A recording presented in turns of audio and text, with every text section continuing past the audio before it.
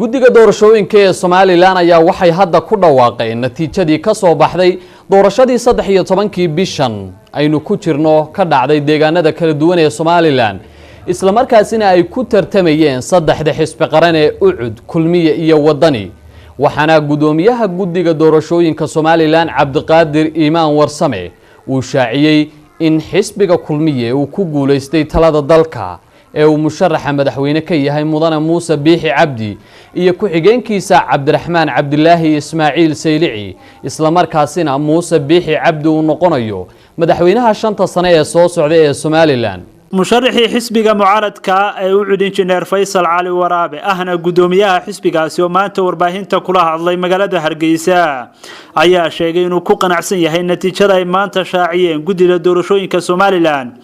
waxaana uu hambaliyo u diray musharaxiinta Kulmiye ee ku guuleystay doorashadaasi doorashadan dhacday horta waxay u tahay si ay u dhacday iyo nabadgelyada Soomaaliland qoro maaha guule Soomaalidu ay guul u tahay horta doorashadu waa doorasho dimuqraadi ku dhacday waxaana ku dhacday heer hab qabiil ba ku dhacday one man one vote laakiin way qabiil ku dhacay markaana waxaan saaran maadaama aan shacabka reer Soomaaliya hore ugu sheegnay ummadda international community aan u sheegnay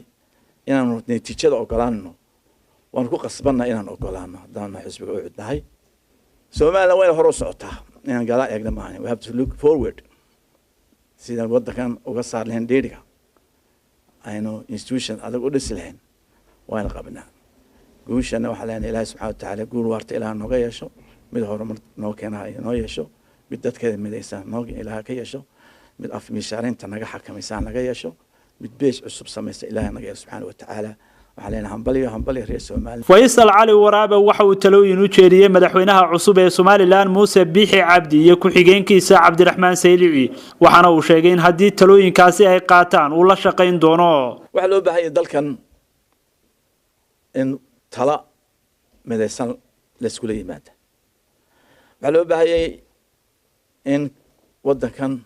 wadan shaqeynaya sharci shaqeynaya laga dhigaa oo laga baxaa 7 sanadood wixii aynu ku jirnay waxa loo baahan yahay constitution-ka in la eega reform lagu sameeyaa heshiiskii qaatimo la dhamaystiraa heshiiskii iyo wada hadalada boohoodle la galaa sanaagta bari arinteeda la galaa dadka la mideeyaa loo baahan yahay haddii ay doonayaan inay sameeyaan dawlad socota oo shaqeysa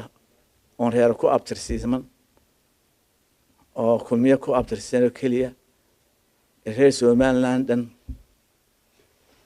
ka muuqdaan oo dad tayo leh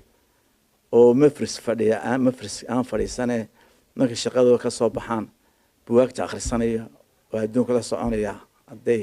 at every level hadda la keenayo gacan baan ka siinaa la shaqeeyna maarada waan ka joojinaa injineer Faysal Cali Waraabe ayay warbaahintu waxay weydiisay bal sidoo arko hadalkii habeenkii xalay ka soo yeeray musharaxa xisbiga Wadani oo sheegay in la musuqmaasuqay doorashada waxay ka soo baxa waxaan rajaynaynaa waan taageerinaa shacbiga reer Soomaaliland isku maan ogeyn noo codeeya hadaan weynana noo dagaalama naguma jiraan waxbaashaas Xasan Suleymaan Haruun Xasan Galeyd telefishinka Home Cable magaalada Hargeysa